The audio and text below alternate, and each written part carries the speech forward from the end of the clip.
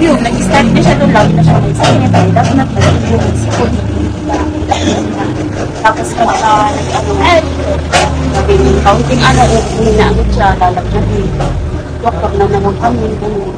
Yung pala parang humina na yung immune system. Tapos naluto na siya. Hanggang sa, ano kasi kami galing Bicol, tayo tagaroon yung karakay niya. Ilan po yung anak mo? Bali, amin po yan. Tatlo din sa, may una kasi ako naging asawa taga dito. Ngayon, naghibalay kami noon kasi nananakulot ng loob. Hanggang sa nakakilala ako kami. Ayun ko rin. Nanatakit din yung Ba't kayo sinasaktan? sobrang sinosod niya, wala naman sa lugar. Lahat na lang ng lalaki ko daw. Hanggang sa nito huli, balik lang namin dito. Sarol ako. Sarol? Natutulog kami dito, binuhusan kami ng tubig. Kaya sobrang paghihirap ng titiis. Sobrang kasi alang-alang sa kanya, nagtitiis ako.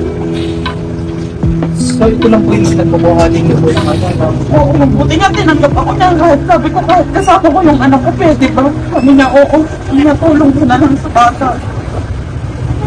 Hindi naman talaga sa pagdaling alaga eh. Ano lang sa kanya, yung matagal ito, hindi siya nakakain. Gatas po? Oo, pag hindi marunong yung mag-ano, kasi kailangan talagang marunong ang maglalagay. Eh ako na may tinuruan na ako ng doktor niya dati sa neuro. Sa PCMC kami dati, Philippine Children. Tinutulungan din naman ako ng mga hipag ko na nasa Bicol. Kaya lang, siyempre, mahirap mo din naman na iasa lahat ng pangangailangan namin. Dahil may anak ako sa una, 3. Malalaki na rin po? Oo, ang panganay ko, 25 na. Mga college. Nag-aaral pa lang po? Nag-aaral. Kaya, So kayo po lahat na nagasgas ng mga pangangailangan ng mga anak niyo? Ako, wala namang iba kasi yung tatay muna ako, hindi na rin nagbibigay.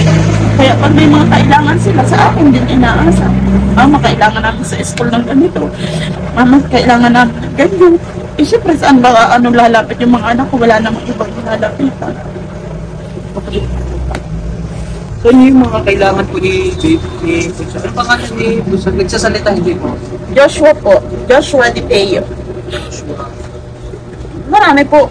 Pangailangan, may maintenance po siya. Meron nga po itong request ng doktor na dapat ipa-EED siya kasi nag-seizure siya ng halos 1 oras. Hindi ko naman may pagawa kahit kasi nasa 4,000 daw po yun. Yung ama naman ito, laging lasing. Nasa Laguna, iniwanan ko naman kasi nga sabi ko nung paglalasing, lahat ng masasamang salita, lahat ng masasamang sinasabi sa akin.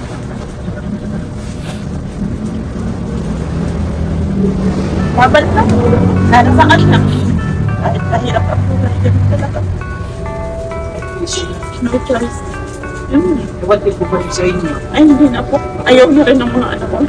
Kasi sobrang lahat na lang ng masasamang salita, lahat na lang ng pagpipintag sa akin. Minsan naman po ay hindi ko ginawa. Lagi sasabihin ako daw po kung kanino nagpapagamit. Tama po pa yun. Hindi ko naman po ginawa. Dahil ang iniisip ko yung aking anak ganito na, tapos ako po gagawa pa ng kayo. Hindi ko naman po yan naiiwanan eh. Kaya pasalamat nga din po ako dyan sa kaibigan ko kahit ako po may tinanggap ako din eh.